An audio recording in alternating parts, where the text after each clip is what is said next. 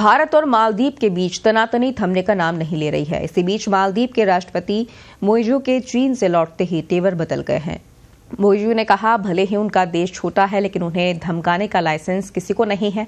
भारत से लताड़ मिलने के बाद मालदीव के राष्ट्रपति मोइजू 5 दिन के चीन दौरे पर रहे, लेकिन स्वदेश लौटने के बाद फिर से भारत को आंख दिखाने लगे हैं।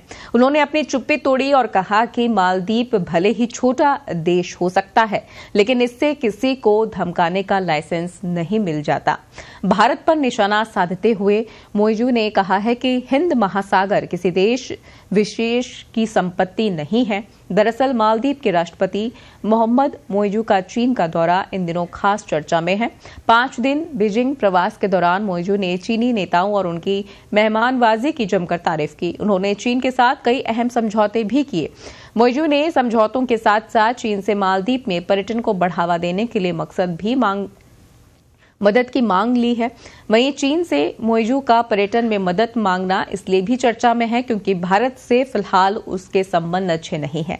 हालांकि चीन में दिया गया मालदीव के राष्ट्रपति मोइजू का ये बयान चर्चा में है, जिसमें उन्होंने कहा है कि चीन और मालदीव के रिश्ते बहुत पुराने और प्रगाढ़ हैं। दोनों देशों के लोगों के बीच कितनी नजदीकी है, ये इससे पता चलता है कि कोविड महामारी से पहले पर्यटन के लिहाज से चीन मालदीव का नंबर 1 बाजार था, यानी मालदीव में सबसे ज्यादा चीनी पर्यटक आते थे।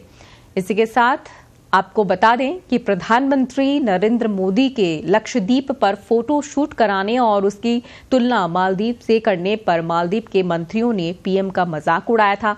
इसके बाद भारत के तमाम बड़ी सेलिब्रिटी से लेकर केंद्रीय मंत्रियों ने इसका विरोध जताया। इसके बाद मालदीव के मंत्रियों को इस्तीफा तक देना पड़ा। भारत और भारतीयों का मजाक उड़ाकर मालदीव अब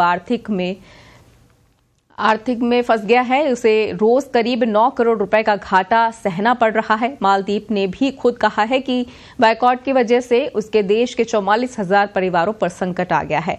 भारतीयों की नाराजगी के कारण उसकी टूरिज्म इंडस्ट्री बुरी तरह प्रभावित हुई है। ऑनलाइन ट्रैवल पोर्टल पर भी लोगों ने मालदीव पर घूमने के ऑप्शन तलाशने बंद कर दिए हैं।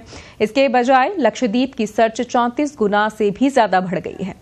इधर मालदीव पर बॉयकॉट का असर दिखने लगा है। मालदीव को भारत के बॉयकॉट से हर दिन करोड़ों रुपए का नुकसान हो रहा है। हालात संभालने के लिए मालदीव ने अपने यहां घूमने का खर्चा भी आधा कर दिया है। फिर भी भारतीय वहां जाने के लिए तैयार नहीं है, जबकि इस विवाद से पहले तक मालदीव भारतीयों का पसंदीदा पर्यटन स्थल था।